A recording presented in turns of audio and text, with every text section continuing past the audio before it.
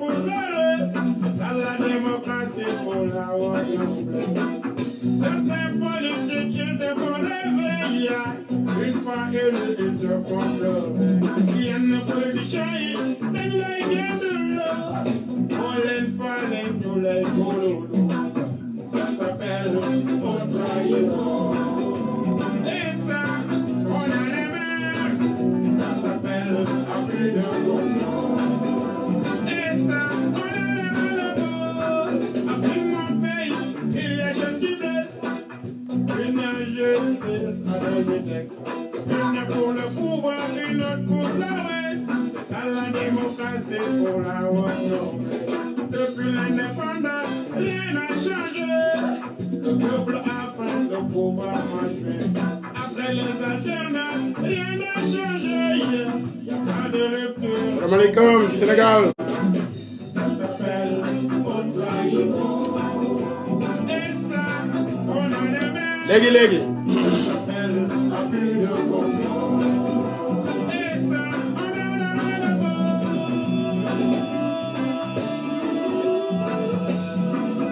Yangen jëfate.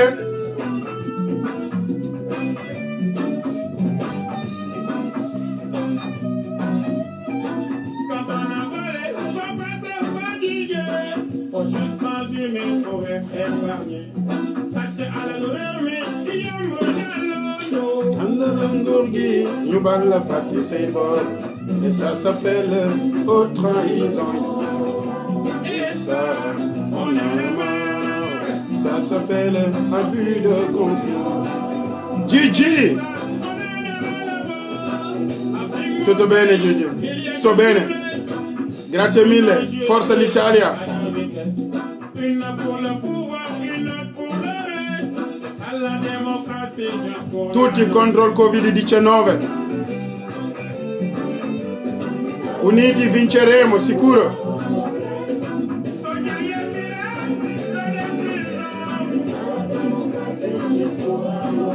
Allora.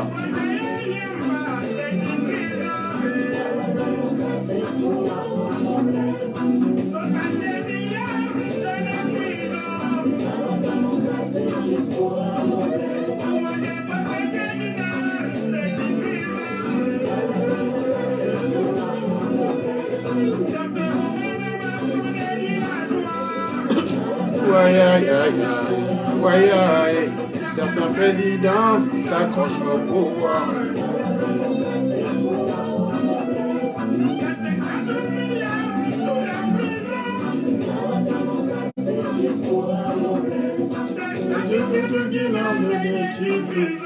C'est ça la démocratie juste pour la noblesse. Alors, Sénégal, salam alaikum wa diaspora. Donc, ciao tutti, ciao tutti italiani, how are you everybody? Perché è vero, sono senegalese, però ormai cittadino del mondo, King Bara, from King Bara and the Citizen Roots. Guys, kokan la Mamadou Gaye, jaajëf big up brother mine, ziar naa la bu wér. Alors donc ñu nekk di wax lu am solo lu am solo donc damay démarrer ci li nga xamanteni mom moy la stigmatisation des Africains en Chine. Alors donc am nañu ci ay firnde yu wóor ni les Africains yi nga xamanteni dañu nekk en Chine donc surtout aussi les Sénégalais dañ leen di stigmatiser fofu donc di leen wax ni leen nañu confiné wu. Donc déconfinement bi pratiquement ñom bokkaguñ ci parce que dañu yaakaar ni que ñom ñoy propager virus bi. Voilà, donc lolu juste information la bu may joxe yaakaar ne suñu autorités yi inshallah rabbi dinañu gëna mëna bayyi seen ay gët tek seen ay gët ci suñu mbokk yi nga xamanteni ñom ñoo nekk en Chine. Voilà, donc lolu non seulement les autorités sénégalaises mais autorités africaines yépp dañ ci wara bayyi xel. Benen bi moom mooy vaccination en Afrique waxoon nañ ko l'autre jour donc doon naa ci wax li nga xamante ni y a même en tout cas des journalistes je veux dire des docteurs yoo xam ne dañu taxaw ci télé ñu wax ko muy mën naa ci citer kenn muy Camille Lodge am na aussi docteur Jean-Paul Mira nga xamante ni ñoom wax nañu dañuy tester benn vaccin contre le Covid-19 en Afrique. Donc on espère que suñu autorités yi quand même dinañu gën a ubbi seen ay gët ndax Afrique bi woon wonni na. Actuellement nous avons fréquenté les mêmes écoles, pratiquement les mêmes universités, et que amuñu benn complexe devant koo xamante ni dafa nekk un occidental wala un américain whatever. Et puis j'espère que aussi ñun am nañu yàlla dogal nañu am ay docteurs yu xereñ ba nga xamante ni su fekkee ne loolu war na dugg tey ci suñu réew ñoom dinañu dem dugal ko ci laboratoire yi def ay test xool lan moo ci nar a nekk lor ci askan bi ñu daal di koy dindi sànni ko fële mu nekk loo xamante ni du dugg ci suñu réew. Donc encore une fois ñi ngi yaakaar ni ñu ngi vigilant. Donc nos autorités seront très vigilants par rapport à ça. Voilà. Donc loolu juste benn divers la woon ci li nga xamante ni actualité la. Alors maintenant li nga xam ne moom moo gën a sabab suñu jokkoo bi moom mooy li nga xam ni temps yi mooy le rapatriement des corps donc des Sénégalais yi nga xamante ni yàlla dogal na en tout cas seen bakkan rot fii. te Covid-19 nekk la cause donc muy loo xamante ni daf ñu tenir à cœur aujourd'hui pratiquement diaspora bi kenn nelawatul ñu ci bëri ñi ngi xalaat ci loolu mu nekk loo xam ni yaakaar nañu ne daal amul jeexital bi muy am ci diaspora bi nekkul lu positif parce que nag koo xamante ni da nga jóge sa réew ñëw ci réew yi jàmbur di daan doole di def lu nekk loo am nga yóbbuwaat ko sa réew même bu fekkee ne sa ay mbokk nga koy jox alors ñaan nga yàlla quand même boo wàccee liggéey ñu suul la sa réew donc yàlla na yeex ñun ñëpp dañuy ñaan yàlla quand même bu ñuy wàcc liggéey sax yàlla na yeex mu nekk foo xam ne suñu réew lay nekk wala bu fekkee ne yàlla daf ko dogal fi nga xam ne moom la ko neexee aussi suñu dernière volonté moom mooy ñu suul ñu suñu wetu ay mbokk donc ñi nga xam ni wàcc nañu liggéey ñi ngi ci profito di leen jaale di wax inna lillahi wa inna ilayhi rajiun di leen jaale di leen ñaanal yàlla yërëm leen tàbbal leen ci yërmandeem tax leen ci barke Seydina Muhammad sallallahu alayhi wa sallam yóbbu leen aljanna waaw donc mais li leer moom mooy que Sénégal pays de croyants la am na ay chrétiens am na ay musulmans et que ñoom ñëpp suñu génnee àdduna kenn ku ci nekk ci sa ay mbokk bu sañoon gis la bu sañoon xam fan lañu la suul bu ko defee bu lay ñaanal mu xam fan la lay fekk ñëw ziar la ñaanal la waaw donc loolu daal tamit dinaa ci interpeller ñi nga xamante ni dinaa ci interpeller tout à l'heure le député Nango Seck de la diaspora naa ci interpeller certainement mon ami Momar Gaye bu Zaman certainement MD Production donc Malick Diaw bu MD Production nekk ci Venetia waaw donc dinaa ko ci interpeller le juge Amirou Dem Ibrahima Dem aussi dinaa ko ci laaj aviam su fekkee ne ñoom ñëpp disponible nañ incha allah ñu jéem a jokkoo ñu waxtaan ci suñu biir dinaa aussi joxe benn numéro boo xamante ni après incha allah koo xam ne am nga ci xalaat ñu xalaat ci mu nekk loo xamante ne ñu waxtaane ko ndax nag réew dañu koy pencoo deesu ko pàccoo waaw donc en attendant certainement damay def tuuti musique nga xamante ni ñu daal di béggee tuuti musique voilà comme ça en attendant les invités se préparent maa ngi leen di ziare encore une fois di leen wax ne leen unis incha allah nous vaincrons ñi ngi ñaan yàlla que Covid-19 bi jóge fii lu mu gën a gaaw waaw maa ngi lay ziar Pape Tall salaam suma grand ziar naa la bu wér a wér Mamadou Ba maa ngi lay ziare yow tamit maa ngi lay ziar bu wér a wér waaw donc Covid-19 bi aw lor la boo xamante ni yàlla nañ ci yàlla musal ci àdduna bi yëpp waaw incha allah donc ñu dem tuuti def tuuti son en attendant suñu gars yi di préparer wu.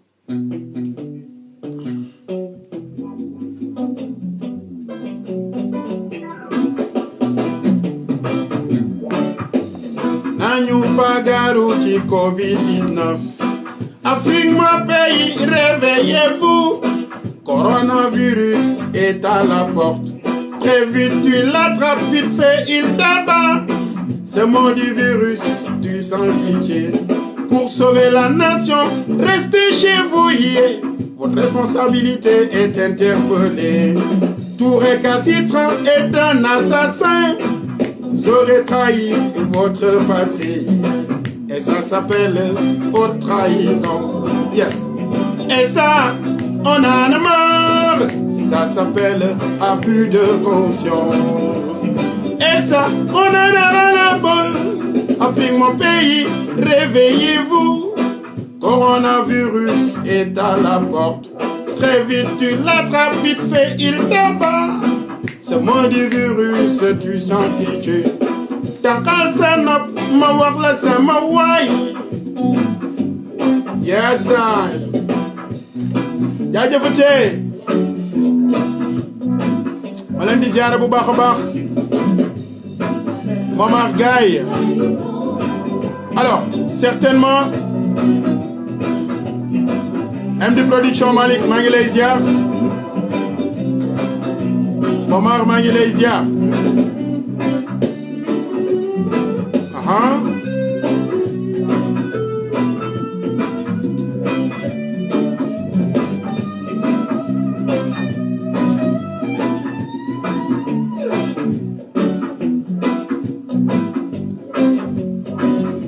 Donc,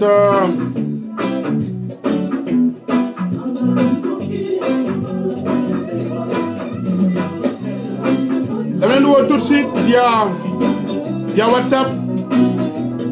Joko ak yéen. Salut Kiki Darch.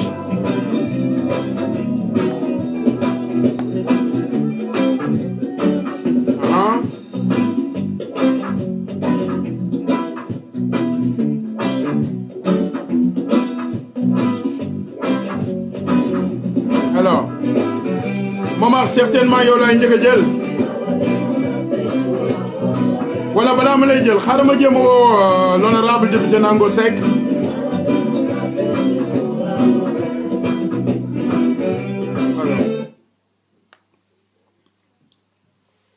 Ma jokko ak honorable député Nango Seck certainement bu fekkee ne il est disponible.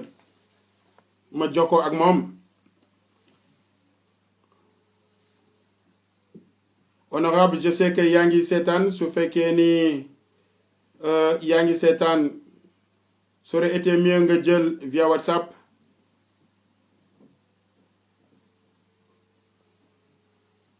Alors, donc sama mbokku Momar.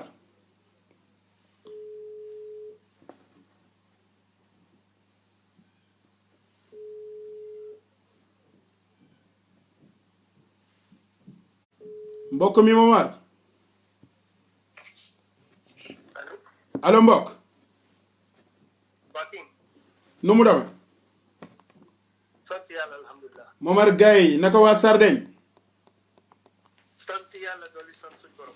alhamdulilah donc ñu lay massawu ci li nga xamante ni moom moo dal ci askan bi yëpp dal ci àdduna bi yëpp. donc ñun ñëpp ñu bokk ko di ñaan yàlla gaaw teggi ko ci ni mu gën a gaawee incha allah. amiin. waaw donc nga xaw a yëkkati tuuti sa voix xaw a wax ci kaw. allo yaa may dégg ah. waaw maa ngi lay dégg bu fekkee ni yéen ñu ñuy seetaan yéen a ngi dégg. waaw j'espère que dina baax alors mën nga wax Momar dama lay laaj parce que actuellement dafa am ci ñaari mbir yoo xamante ni su ma sañoon ma laaj la ci. benn bi njëkk mooy li nga xamante ni actuellement moom moo préoccupé toute la diaspora muy le fait que Sénégal ministre des affaires étrangères man moom laa dégg mu taxaw mu ne ñi nga xamante ni Covid 19 daf leen a rey ñu maanaam ñu wàcc liggéey fekk dañu am doomu jàngoro bi ñuy wax coronavirus ñu ne daal ñooñu bu fekkee ne loolu dal na leen. ci bitim réew seen ay corps duñu egsi Sénégal alors donc loolu nag nga xamante ni nekk na lu xaw a jaaxal nit ñi ma la ci laaj yow sa xalaat naka nga ci loo ko xalaatee ak noo ko déggee. bon tout d'abord man lay remercier sa waay ci invitation bi te bon thème la bu nga xamante ne ça nous intéresse et ça nous intéresse tous. su gënee fort Momar. allo yaa may dégg. waaw maa ngi lay dégg maa ngi lay dégg. ok sama gars yi bu fekkee ne yéen a ngi dégg ngeen def ma signe s'il vous plaît est-ce que yéen a ngi dégg Momar. waaw ma ne. oui vas-y. dafa nekk lu nga xamante ne ça nous intéresse. et dafa interpeller nous tous. bien vrai que thème la bu nga xamante ne. yàgg nañ ci wax. parce que immigration ak immigré yi non seulement bon li nekkul seen problème. pas seulement li xew ni mooy problème bi mais il y a d'autres problèmes. yu graaw yu nga xamante ne waroon nañ ko mën gérer. mais manque organisation c'est une faute bien sûr. et puis manque organisation aussi de l'État. mais loolu toujours man damay wax de bon ñun on doit faire le maximum et puis au niveau administratif ñu demander ay solutions ak ay facilités. situation bi bien vrai que kenn mënu ko woon xalaat kenn mënu ko xaar.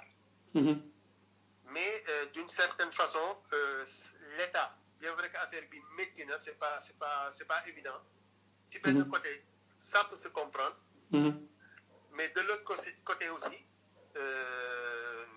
Je peux dire que manque d'organisation ñun immigré yi moo ñu jëmee lii parce que. si suñ doon xalaat par exemple néew bu faatu.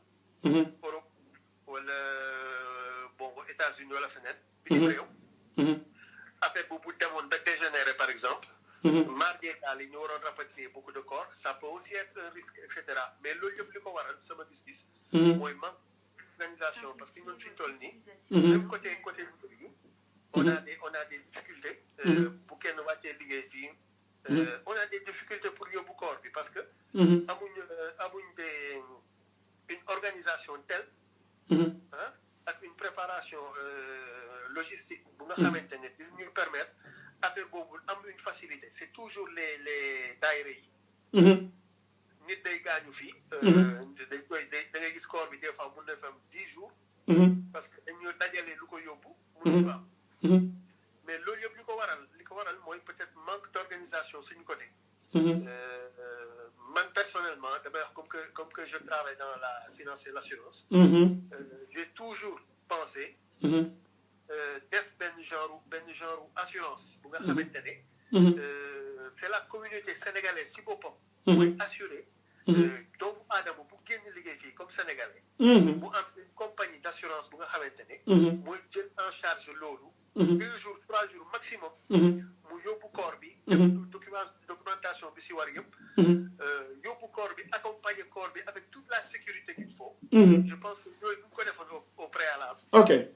ok macha allah ok mais Momar jërëjëf li nga wax dégg nañ ko mais en fait instant bi pratiquement sax problème bi gën a nekk problème nekkul le fait que ñuy parce que gars yi ñoom nee nañu parce que effectivement ñun xam nañ ko toujours la communauté sénégalaise ñoom ñooy jéem a yóbbu seen ay corps et que ñoom nun la osta bi nga xamante ni autorité sénégalaise yi ñoom ñoo koy def pour mën leen a permettre ñu mën a rapatrier le corps ñoom loolu lañ soxla donc pratiquement nekkul sax benn aide financière bu ñuy laaj bon loolu nga wax noonu sànq xam naa ni incha allah dina am yeneen opportunité ñu wax ci parce que c'est très important c'est une noble idée mais cette fois-ci le problème moom mooy que ni les autorités sénégalaises dañu décider ni ñoom jaral na leen sax ñu jëndal nit fii foo xam ni fa la ñu koy suul mais que le corps bi jóge fii pratiquement c'est des corps pour ñoom yoo xam ni dañuy nekk des corps vu que c'est des corps contaminés day nekk corps yoo xamante ni bu ñu ñëwee ci réew mi mën nañu tax feebar bi gën fa diffuser wu donc loolu fu mu toll nii moom moo gën a nekk li jaaxal diaspora bi moo tax ma lay laaj foofu noonu sa xalaat. waaw non c'est vrai parce que situation bi saa yi c'est dafa bett ñëpp. kenn mënuloon xaar lu mel nii. de telle sorte que bon man je pense que défendre ma kenn défendre loolu je veux que mu leer. mais je pense que bu ñu jël yenn décision yi. dañ koy baser sur des analyses yi nga xamante ne des experts ñoo ko def. il faudrait voir lan moo tax experts yi def loolu. bon bien sûr qu'on comprend que situation bi ni mu demee la. mais lan moo tax duñ may possibilité les corps ñu yegg si foofu parce que xam nga tamit il faut penser que affaire bi bien vrai que c'est dur hein parce que man mii di wax mën na daal keneen mais c'est affaire pandémie dafa xaw a doy waar de telle sorte que c'est pour nga limiter ko bon tu essaies de limiter le maximum tous les dégâts qui peuvent arriver mais moi je pense je retourne à la li ma doon wax sànq avant su amoon benn une certaine organisation une certaine structure assurance wala leneen nga xamante ne mën nañu wax ne ñun toute la sécurité qu'il faut amener le corps toute la sécurité qu'il faut parce que ce corps yi ok bu ñu ko yóbbee ba Sénégal oto boo koy jël mbokk yi dugg fii génn na fi non Momar de telle sorte que Momar arrive am ay oto spécial yu nga xamante ne yooyu yóbbu corps bi ba fi ko war a suul je pense que loolu luy féete boor la la très bien loolu proposition la boo xamante ni am na ñu ci wax et je pense d'ailleurs que même ñi wàcc liggéey au Sénégal te coronavirus nekk la cause ni ñu leen suule sax loolu c'est assez déterminant donc pour nit ñi xam éventuellement naka lay demee voilà et nous avons des services d'hygiène donc il y a des mesures de sécurité yoo xamante ni éventuellement comme ñoom dinañ ko jël d'ailleurs comme li nga xam ne jot na fa am parce que quand même feebar bi dugg na ci réew bi finalement te biir Sénégal am na ñoo xamante ni wàcc nañu liggéey même bu fekkee ne ñaari nit ci lañ ko mën a xayma et que suul nañu leen foofu donc dans la plus grande discrétion certainement mais d'ailleurs même par exemple en parlant de Pape Diouf yàlla na ko yàlla yërëm tabaraka aljanna bon il paraît que sa famille est venue et que am na def nañu rituel bi boo xamante ni certainement ni mu waroon a melul noonu wante quand même jébbal nañ ko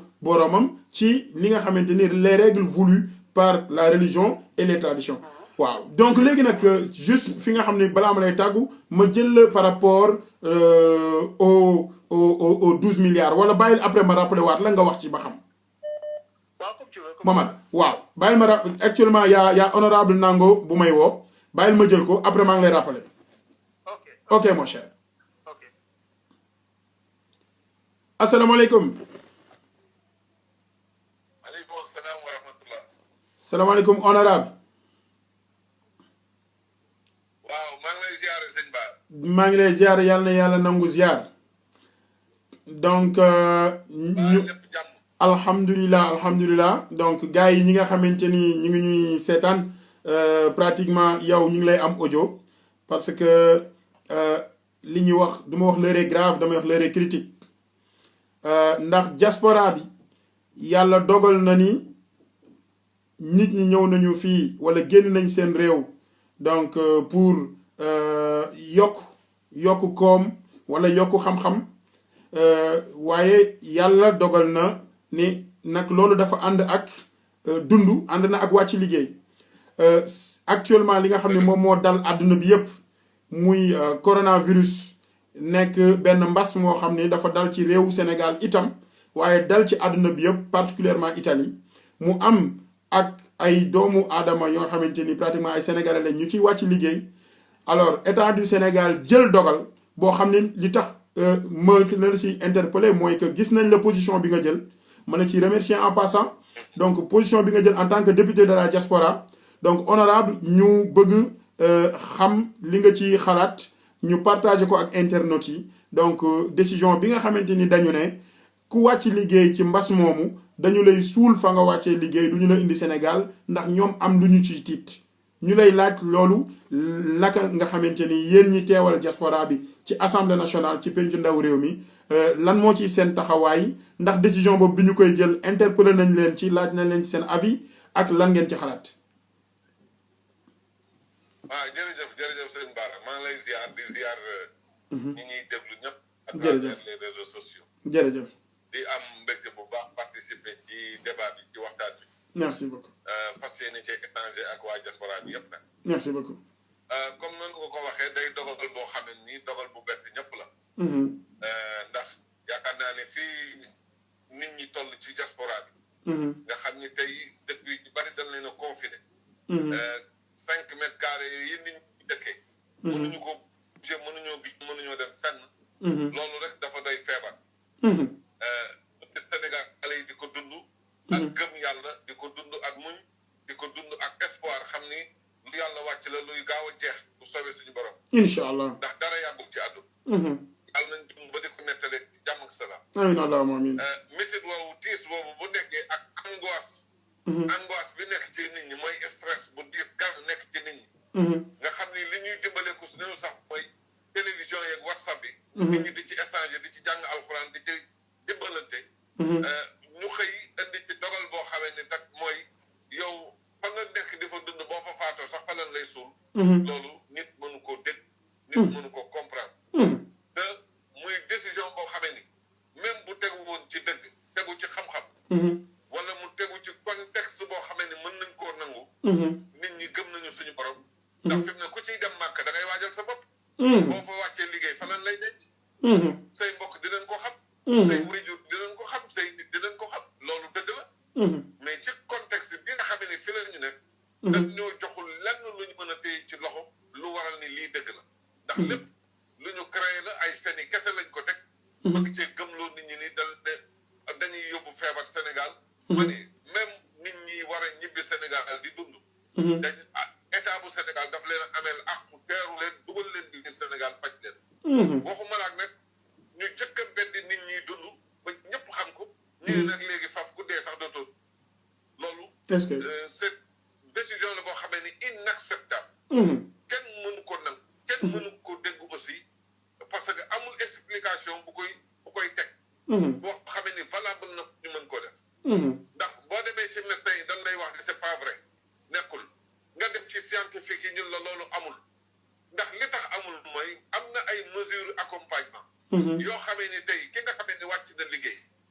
defar bañ koy defar toppatoo bañ koy toppatoo. ak condition yéen koy teg pour mu mën a voyager dem ñibbi réewam.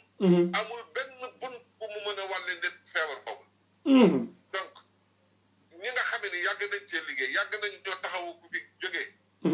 defar ko ba mu jekk nga xam ni sang baag solal baag lépp lu ci war a dem.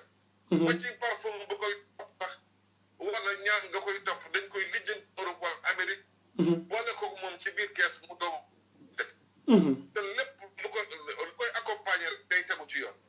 donc ñoom ba ñuy jël décision ba xamuñu sax lu xew ci diaspora bi. maanaam diaspora bi dañoo mel ni ñun ci àll la ñu ne di taxawaalu di jaxasal tubaab bi. xamuñu suñu jëm xamuñu lu ñuy def. kon ça veut dire que su ma déggee li nga wax patrimoine la ñu am. su ma déggee li nga wax honorable kon yéen kenn associé wu leen ci décision bi. non déggoo ma ne ñu ne yéen ci yem. dañ koy wax keneen yooyu ñun ñëpp a toog di dem. du kenn kuñ ci laaj xalaatam xëy na ñoom seen biir ñoo xalaatante seen biir. mais du kenn ku dëkk ci diaspora bi man boog ñi ma xam.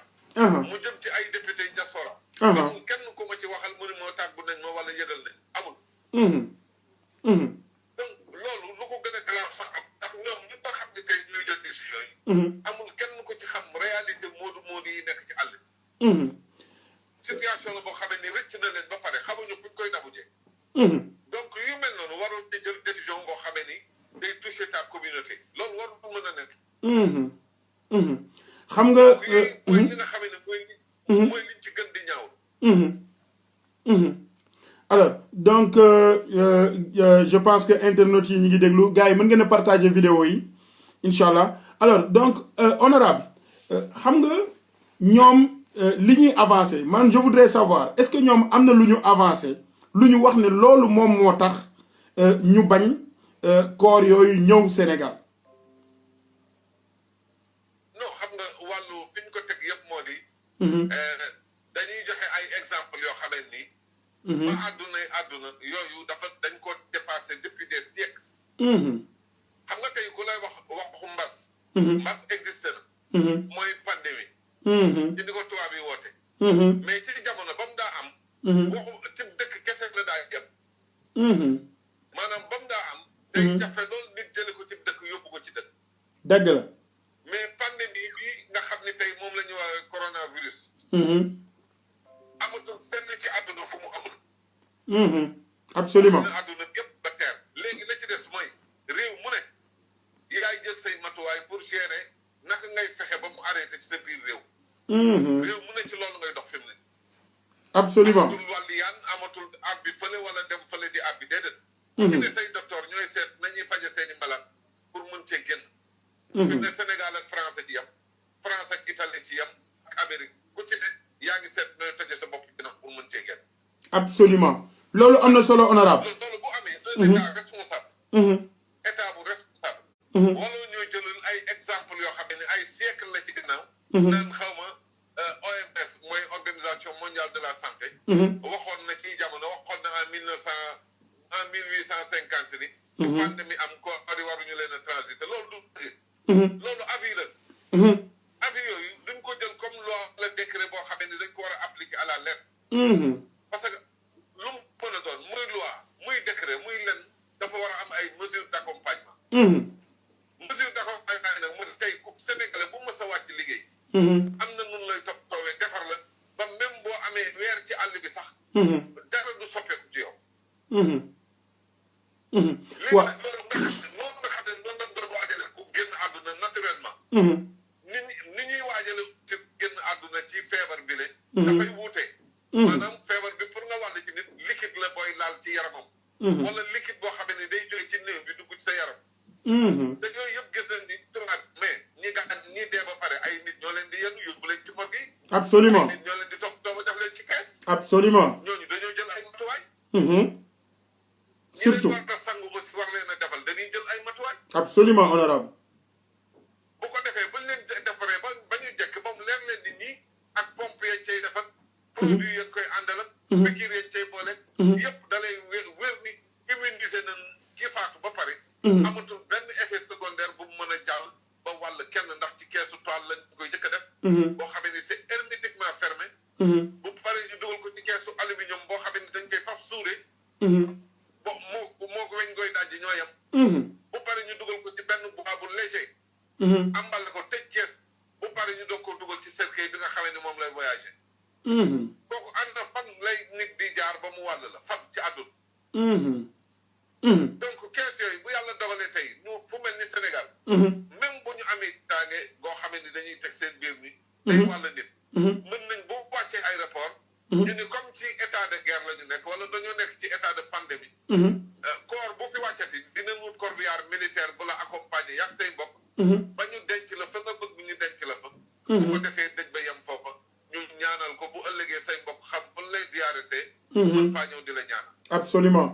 mais tant que am na solo mën na am. parce que loi bu ne am na protocole. loi bu ne am na ay mesures yoo xam ne mën nga koo bëtt. lu tax nit ñi di jël avocat. lu tax nit ñi di dem tribunal di plaider pour gagner procès. moo di procès bii nag ñun moodu yi ñoo ko war a plaider. kenn du ñu ko plaider. merci honorable. ñun ñooy taxaw ni mën naa nekk. te day nekk. mën naa nekk bi démontré nañ ko léegi mooy li ma leen wax. même bu fekkee néew bu wàcc aéroport ñu jëli benn ambulance militaire wala ambulance sapeur pompier. wala service d'hygiène. boole koog ay agent yu escorté ak i mbokkam. ñu dem ba fu mu bëgg ñu denc ko fa. ñu accompagner leen jàppale leen ba ñu denc ko. ñu xam ni fii la diw tëdd. ñu xam bu ëllëgee buñ koy ñaanal fuñ koy fekk. dëgg la honorable loolu la suñu mbokk Momar Gaye wax sànq. waaw toog ci dëkk bi. ñu ni sa mbokk dee na pare nga ci. loolu dafa métti dafa tiis. macha allah. loolu tegul sax ci xalaat. c'est ça veut dire que ñiy jël décision tey jëmale ko ci diaspora bi. xamuñu dara ci diaspora. loolu nag mooy suñu mal mooy suñu problème ñun Sénégal. dañuy jël ay nit ñoo xam ne xamuñu tous ci li ñuy def ñu fan leen ci barab ñuy def ak dindi te leen dañuy def duñ ci tàggu nit ñi duñ ci seet ne ko yayoo ñu jox leen ko wala duñ ci tàggu kenn pour mën a cee am xam-xam. ndax looy def te boole ko xam-xam. ak concertation na la leer ni da ngay dem dugg ci dictature te loolu. kenn xamu ko ci àdduna. macha allah ci dëgg. absolument. lii nag daal mooy en bref li nga xamee ni man. combat bi may mëne. moo di ñun ñëpp fépp fu Moodu ne fépp fu fédération nekk. nañu bind ay communiqué. wane gouvernement bi ni ko lii ànd ñu ci tey ànd ñu ci ëllëg. c'est une bonne initiative. fédération des Mourides de France def nañ ko. yeneen fédération yi nekk Europe yi nekk Amérique yëpp. nañu bind ay communiqué adressé ko président de la République. adressé ko ministre des affaires étrangères et des Sénégal de l'extérieur. ba pare ñu teg ko ci presse bi ba ñoom ñëpp ñu xam ni Moodu yi ànd ñu ci lii mais Sénégal de l'extérieur yi dans leur globalité. mosuñu ànd ci lii te duñ ko rafetlu ba àdduna yi tukki. très belle idée honorable très belle idée Inch'Allah loolu dinañ ko topp bu neexee yàlla loolu dinañ ko topp alors honorable su la neexee déjà maa ngi lay remercier ci sa oyof sa disponibilité donc nga répondre à notre invitation te ma lay ñaan su fekkee ne neex na la ñu dem directement ci deuxième question bi wala ma am ñeneen ñu ma jël sur la même question après ma ñëwaat ak yow ci deuxième question bi nga xam ni bëgg naa la ko poser mu nekk loo xamante ni concernant les 12 milliards yi nga xam ne état bi daf ne daf koy jàppale diaspora bi ma laajte ci sa xalaat mais loolu bëgguma xawma ndax am nga temps ñu répondre ci léegi wala nañ ko jeexal rek benn globe parce que léegi ma dugg ci beneen panel. Ah d'accord. Day jafe pour ma dellusiwaat. D'accord honorable donc vas-y.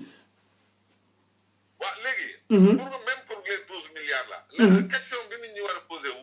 man de bi may posé wu ba léegi mooy. lan moo tax ñu yem ci 12 milliards.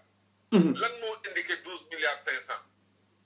ci yan données le président taxaw ba ni 12 milliards lay joxe lu tax joxewul 30 lu tax joxewul 100 lu tax joxewul 10 lan moo indi 12 milliards 500. ci yan données lañ ko évaluer ci yan statistique lañ ko évaluer.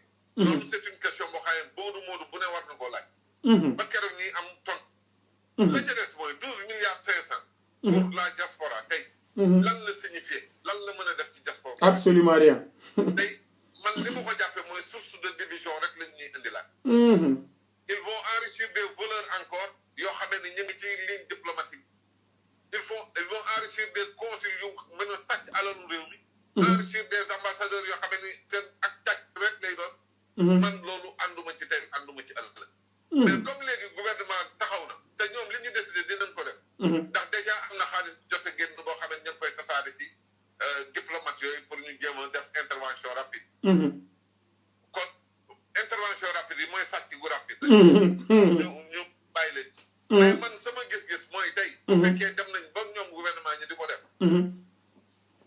si yi nga xamee ni ñoo gën a sensible. pour loolu yegg ci askan wi yegg ci ñi nga xamee ni ñoo ko yeyoo. tey mooy association provinciale yi association province yi. yu mag yi nga xamee ni ñu ngi ëmb ay gox. ak i gox-goxaat. ak daayira yi nga xamee ni tey ñoo nekk ci biir diaspora. ndax ñooñu lañu xam ci ñu yor ay caisse sociale yu dimbali askan. te mën na doon aussi départ yoo xamee ni. keneen ku ko yittewoo laa wax de ku yittewoo dimbal. parce que dimbali nag ñi ko yittewoo. Honorable. waaw vas-y déggatuma la woon. nga ne ku yittewoo. waaw ma ne.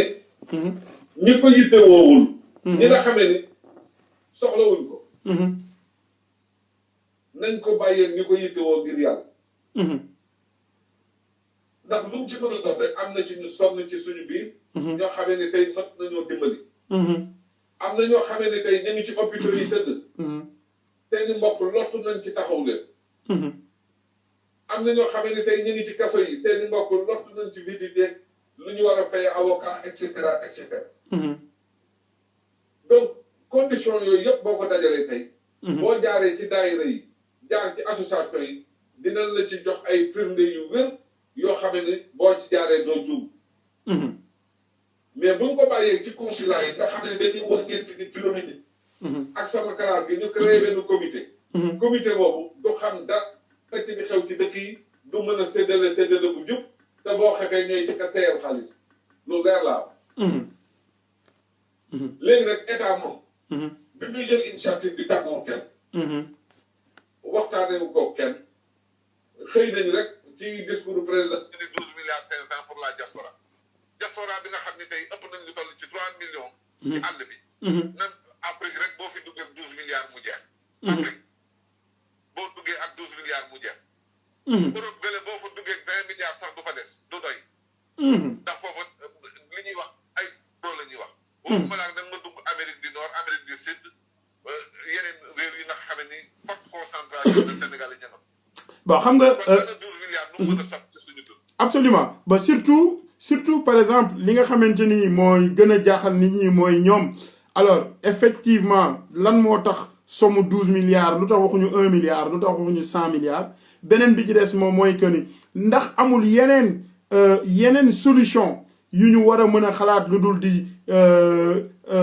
jël benn somme bu mel noonu nga xam ne day indi ay division ci biir diaspora bi ba pare yan critère ñoom ci yan parce que l'autre jour dafa mel ne dégg naa ministre bi nga xamante ni moom mooy en charge de l'action sociale je pense Mansour Faye muy wax ci benn émission naan que ni les députés de la diaspora ont été associés donc à la décision en tout cas d'aider la diaspora à hauteur de 12 milliards donc loolu xam naa yow di nga am loo ciy tontu mais waxul dëgg aha donc parce que bon oui parce que non parce que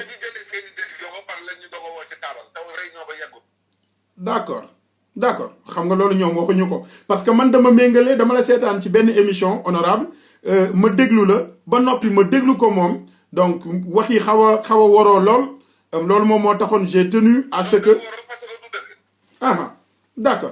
d'accord honorable en tout cas ñu ngi lay remercier mille merci jërëjëf léegi fi ñu toll ak ñun ci waxu 12 milliards yi moo di ñoom jël nañ seen décision commencé nañoo def seen i intervention réunion bi nga xam ne war nañ ñoo xamal ñun li xew début de semaine bi lañ wax ne dinañ ko convoqué ñu ngi leen di déglu parce que bu njëkk bi mooy comme li ma wax rek réunion d'information lañ ñu woo wax ñu ni l'état va débloquer 12 milliards pour la diaspora commencé nañu régler problème urgence yi léegi nag la ca des ni koy séddalee ak ñan ñoo ci am droit dinañ leen woowaat ngeen ñëw toog ñu seet ñu koy doxale léegi comité bu ne dina am benn député de la diaspora noonu ko ñuy déggee noonu lañ ko déggee xamaguñ ci benn détail ñu ne ñëpp ci bokk yam mu leer ci bopp nit ñi d'accord honorable c'est très important bi am na nu muy demee ku ma bëgg a dugal ci comité bu ma xamul nu muy doxee du ma ci dugg tey du ma ci dugg ëllëg te danaa ko wax ba mu leer ba àdduna bi yëpp c'est très important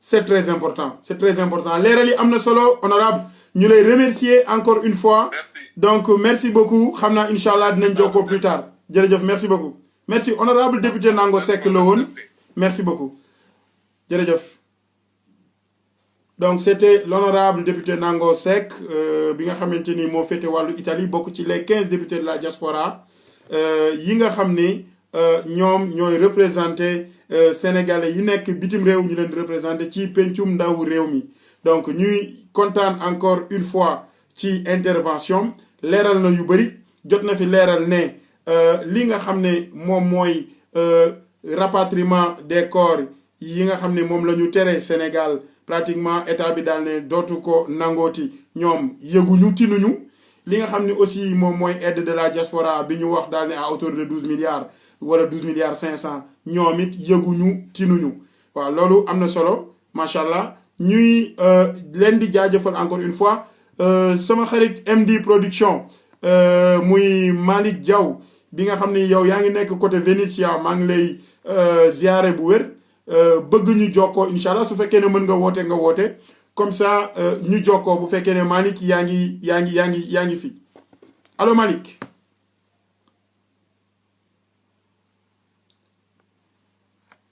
donc bu fekkee ni yaa ngi ñuy dégg et que nga mën a jokkoo ak ñun ñu xam lan nga xalaat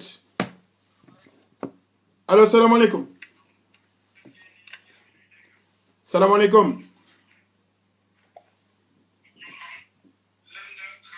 allo salaamaaleykum. waaleykum salaam Malick.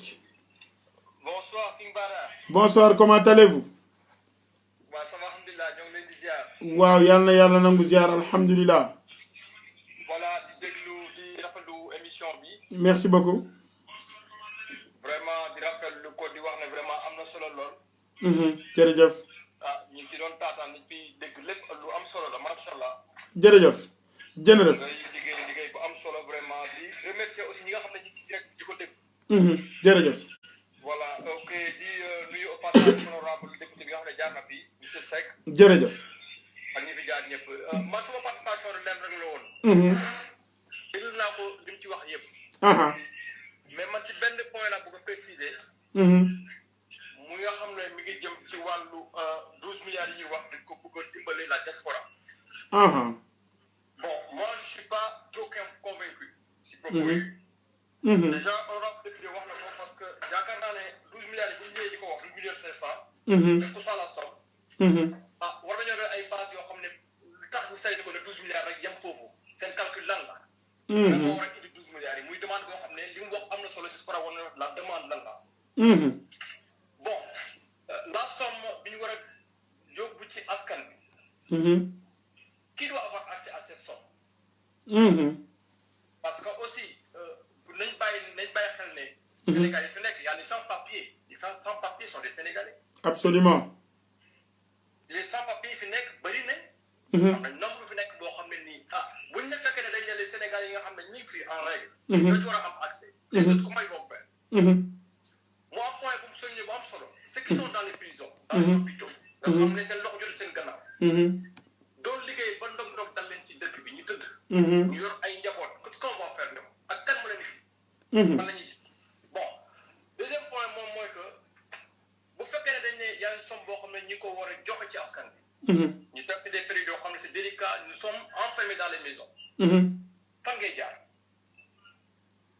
la demande moom moo koy sénégalais xamul ban porte la ñuy frapper pour ak kan la ñuy wax ak.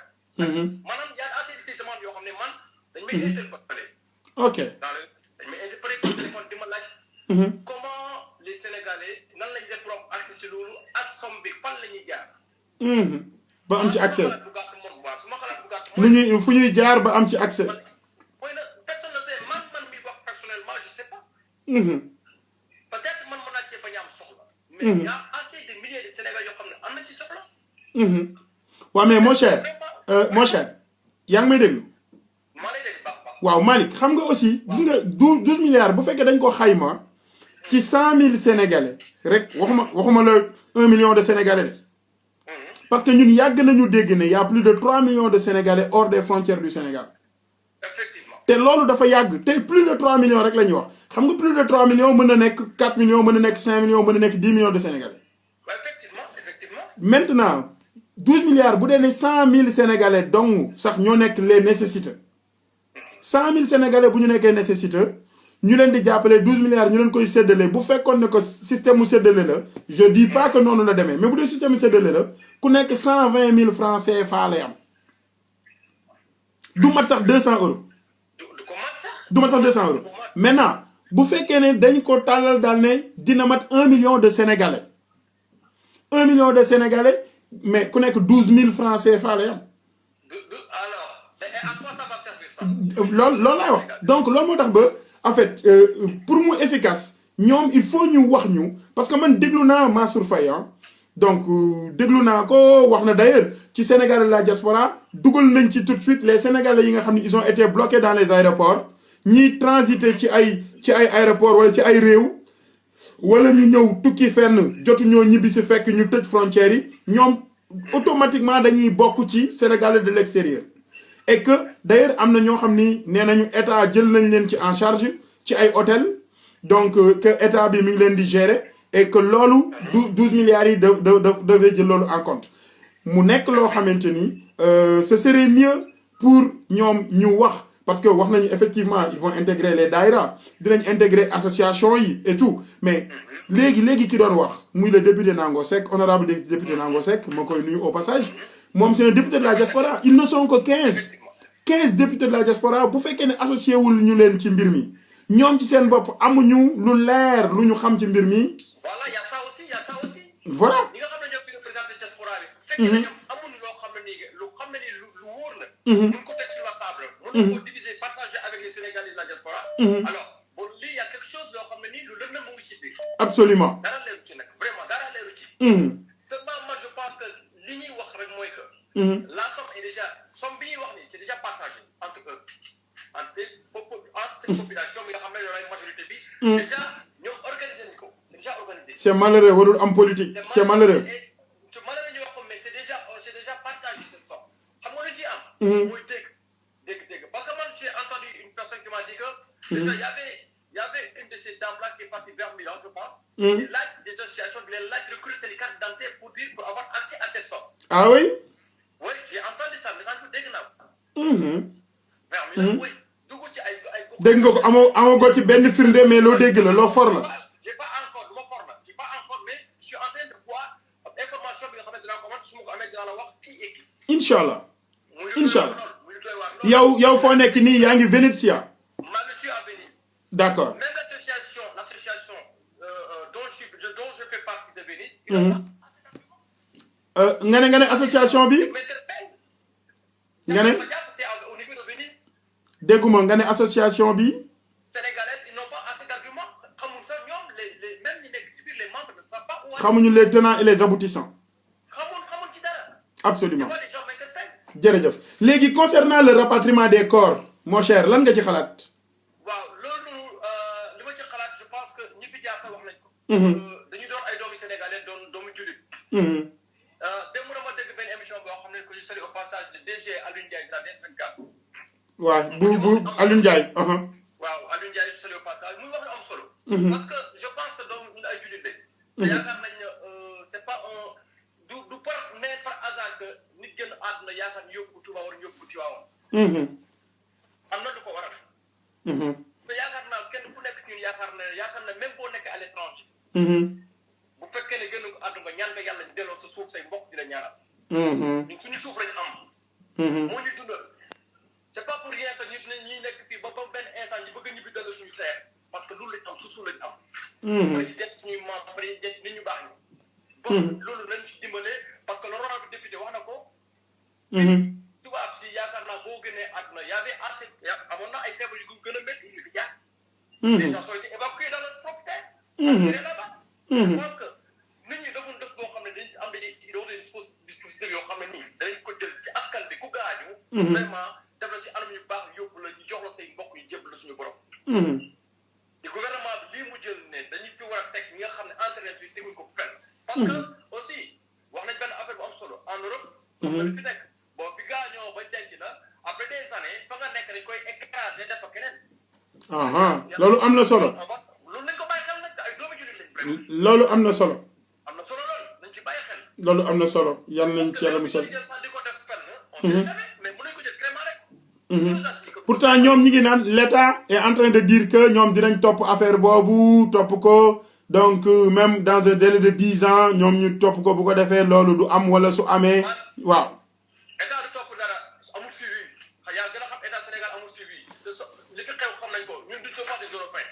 dañuy wax ci tànk bi.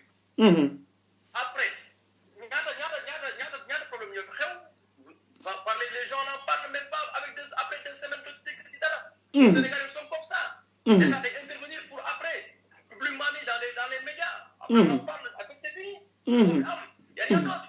dañ ko wax de amul suivi. jërëjëf mon cher. Voilà c'est ça je m'excuse. non jërëjëf mon cher Malick Diaw bu MD Production nga xam ne mooy responsable mouvement reçu en Italie. Donc le mouvement reçu moom mooy révolution de la culture sénégalaise.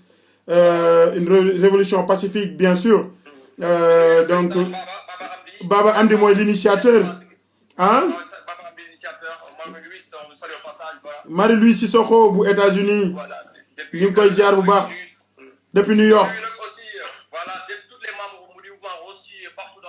Merci. Inch'Allah xam naa beneen yoon dinañ organiser peut-être beneen live boo xam ne on va parler du mouvement reçu. jërëjëf merci beaucoup Diaw Malick jërëjëf merci beaucoup jaajëf mon cher merci beaucoup. donc sama gars yi ñoo ko déggandoo xam naa ni incha allah ñu jéem a jokkoo ak le juge Amidou Dème su fekkee ne moom il est disponible ñu laaj ko li nga xamante ni moom mooy xalaatam concernant le rapatriement des Sénégalais yi nga xamante ni ñoo wàcc liggéey jaa ngeen jëf maa ngi leen di ziar su ngeen mënee gën a mën a diffuser la vidéo dina gën a mën baax voilà su ngeen ko mënee diffuser ngeen diffuser ko dina gën a mën a baax incha allah waaw donc dafa nekk loo xamante ni lu intéressé tous les Sénégalais la Sénégalais yi nekk fii ak Sénégalais yi nekk biir Sénégal ñu leen di ziare bu baax di leen wax ne waaw monsieur Dème mooy woote asalaamaaleykum. waaleykum salaam. salaamaaleykum mon cher Dème. waaw King Bara. waaw ñu ngi lay ziar donc mbokk internautes yi ki nga xam ni moom mooy nekk au bout du fil mooy le juge Ibrahima Hamidou Dème bu mouvement ensemble donc ñuy fàttaliku rek ni juge Dème moom dafa nekk koo xam ni engagé wu na en politique après sa démission avec fracas bi mu defoon au niveau donc du conseil supérieur de la magistrature d'abord avant muy démissionner totalement de la magistrature donc monsieur Dème actuellement dafa am loo xamante ni daf fi jóg autorités sénégalaises yi jël ko benn mesure boo xam ni concernant les Sénégalais de la diaspora donc ñoom actuellement dañu dégg personnellement le ministre des Sénégalais de l'extérieur je veux dire donc le ministre des Affaires étrangères mu daal di wax ne que corps yi nga xamante ni dañuy jóge bitim réew te Covid 19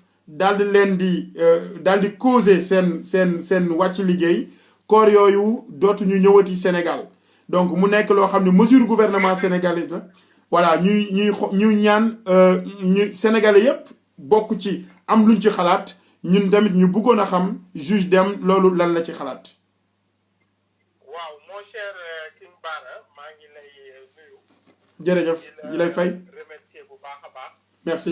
xamuma ndax yaa ngi may dégg bu baax. maa lay dégg bu baax soo mënee su fekkee ne mën nga gën a jege micro bi. di nuyu aussi mbokk yi nekk ci diaspora bi yëpp. jërëjëf ñëpp ñu koy suivre. jërëjëf. di masaw nit ñi pratiquement je pense que fépp ku nit nekk actuellement yaa ngi vivre situation bu metti bi àdduna bi nekk. ñuy ñaan yàlla jëlee ñu ci lu mu gën a gaawee. allahumma amiin. par rapport ak li nga wax. donc man depuis plus d'une semaine depuis ñu annoncé nouvelle bi. maa ngi topp di déglu surtout réaction sénégalais yi. sénégalais yi xam diaspora. mooy parce que am na loo xamante ni man danaa ñëw à l'étranger mais je ne suis pas de la diaspora am na yu bëri yoo xamante ni xamuma ko. ñu bëri ñu wax ma wax yoo xamante ni mën na ci jàpp lii. képp koo xamante ni génn na àdduna foofu. ñu lay rapatrier corps bi. actuellement par vol cargo la war a ñëwee. vol cargo boobu ça veut dire loolu nit ki kese mooy ñëw ki nga xamante ni génn na àdduna kese mooy ñëw. te balaa ñu ko duggal ci vol cargo bi. ñu ko duggal ci benn sac. d'abord. te lekk duggal ko ci beneen.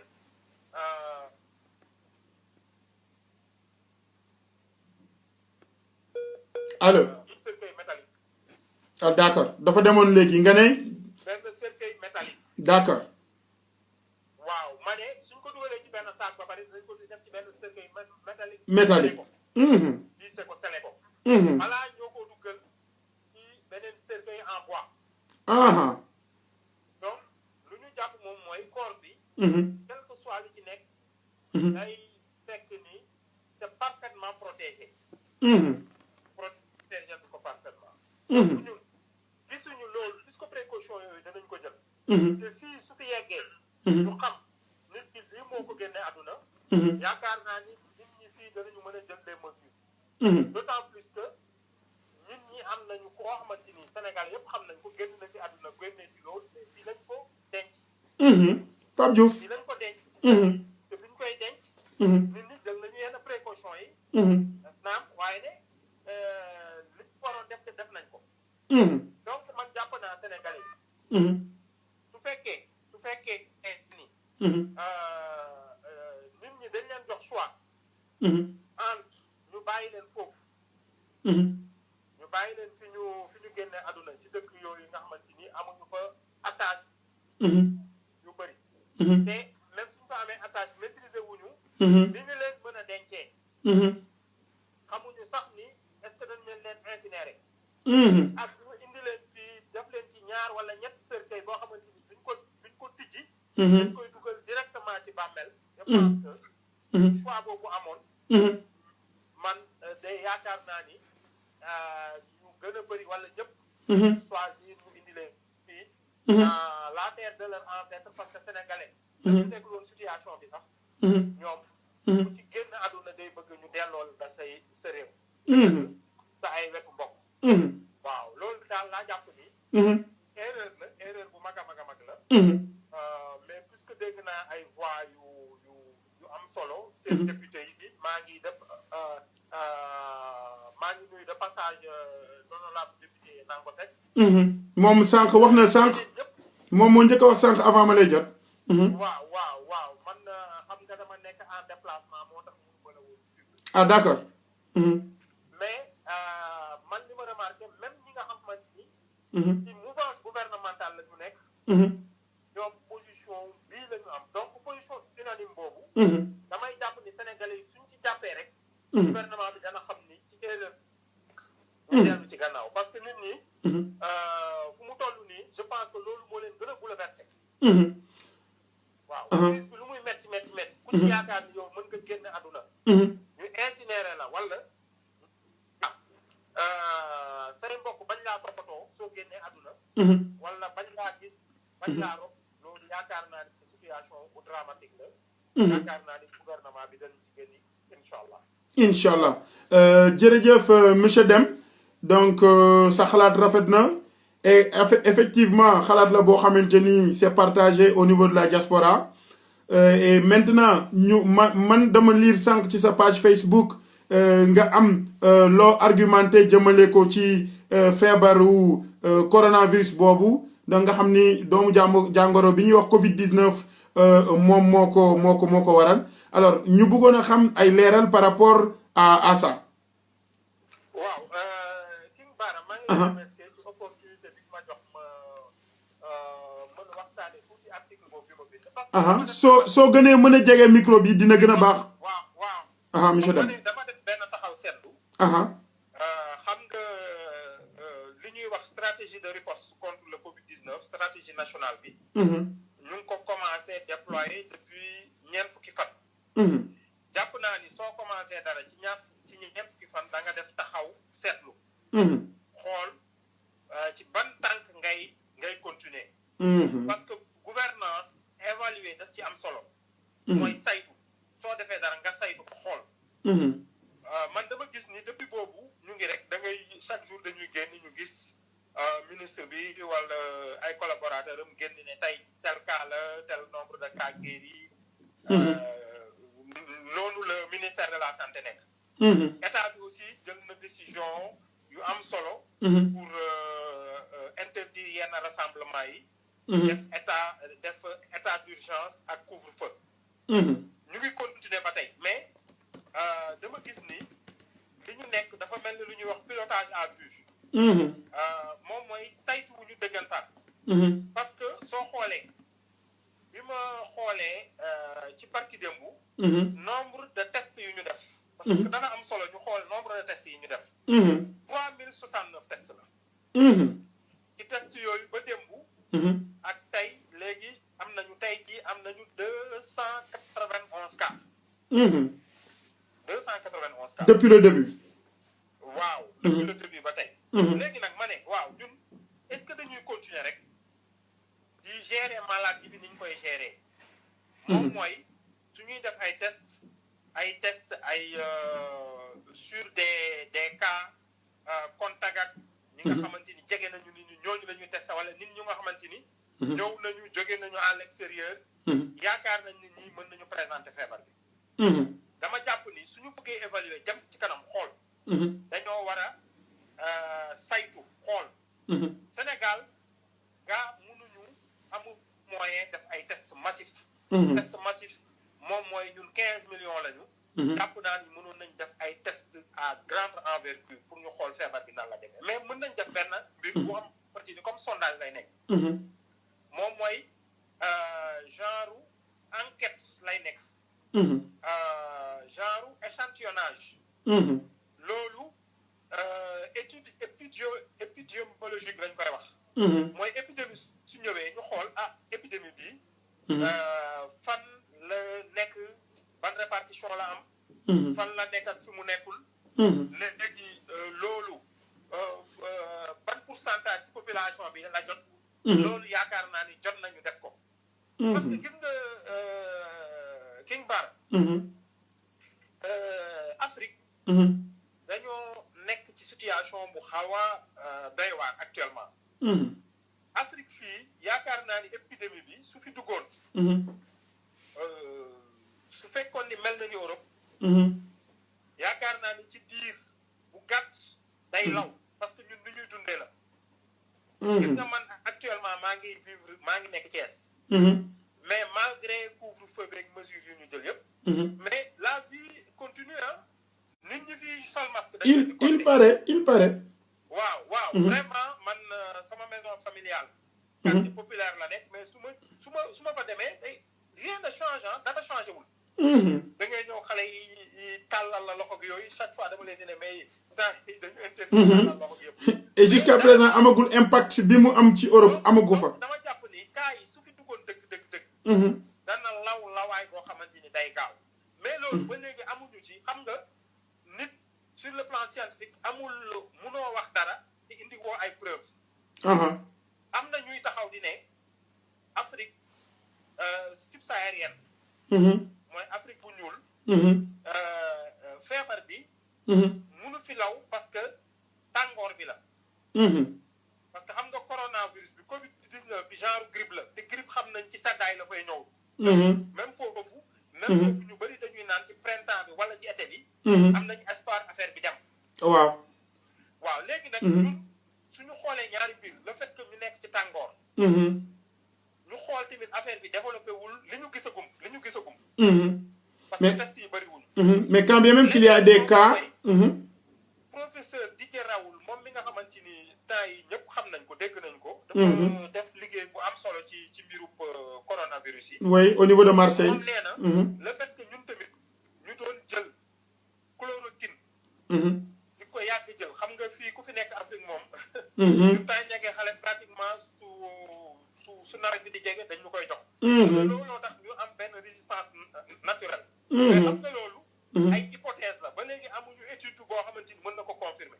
absolument léegi nag suñu defoon man ma ne léegi lu ma proposé te dama gis aussi benn borom xam-xam parce que man du ma doyloo sama xalaat ci foo xamante ni même man fi nga xamante ni mooy sama spécialisation mooy droit mooy justice du ma doyloo sama xalaat damay xool lu am solo am na solo ku tudd Moubarak Lo ku xam ko moom sax bon ci mouvance présidentielle la bokk mais mu am ci benn xalaat parce que conseiller premier ministre la woon xaw ma nag léegi ci lan la nekk Moubarak Lo ñëpp xam nañ ko moom économiste statisticien la moom mu ne nañu def enquête ménage sur 6000 ménages ñu xool ko def ko ci 45 départements yi ma jàpp ni xalaat boobu xalaat bu rafet la loolu suñ ko defee résultat yi su génnee danañu mën a xam ñun nan la ñuy ci ban tànk la ñuy mën a demee pour benn éventuel déconfinement waaw déedéet parce que étude bi ñaari mbir la mën a révéler mu révéler ni que cas yi bëri na ci communauté bi wala mu révéler ni bëriwul su bëriwul malgré ñun que mesures yi Occident di jël ñun jëluñu ceeru mesures yi sax dañuy xam ni li ñu doon wax ni tàngaay bi wala effet chloroquine bi antipaludique loolu donc piste bu sérieuse lay nekk waaw ñu xamante ni ñun tamit jaratul ñuy arrêté suñu économie jaratul ñuy jël yenn mesures yi su fekkee maladie bi garaawul fii wala maladie bi gis nañu ni du fi law écosystème africain bi tax na ba du fi law mais jarul ñuy suivre Europe ñu xamante ni pour la première fois Afrique am na chance parce que ñun ñu xool cas yi ñu am circonscrire ko guérir ko jeexal ko léegi ñun ñu nekk les premiers yi génn ci crise bi yaakaar naa ni Sénégal su ko defee yeneen pays africains yi suivre ko ñun danañu gën a mën a te su ak jàmm incha allah yaakaar naa ni dana mën a def daal dara ci Sénégal parce que Sénégal chaque fois figure de proue lay nekk exemple lay nekk ci chaque fois waaw man moo tax nag loolu nag waaye affirmation dama ne ni hypothèse la ay hypothèse de travail la suñu defee étude boobu ba pare. suñ ko confirmer. ñu mën a daal taxaw xam ci ban tànk la ñu mën a doxee. En tout cas jërëjëf am na solo bu baax monsieur Deme donc maa ngi rappelé ñi nga xamante ni ñoom ñooy suivre les internautes que kii doon addu sànq moom mooy le juge l'ex-juge Ibrahima Amidou Deme bu mouvement ensemble donc ñu koy jaajëfal bu baax merci beaucoup xam naa incha allah dinañu am yeneen opportunité gën a wane waxtaan bu baax incha allah jërëjëf monsieur Deme. Merci beaucoup Bara maa ngi lay remercier. Merci beaucoup jërëjëf.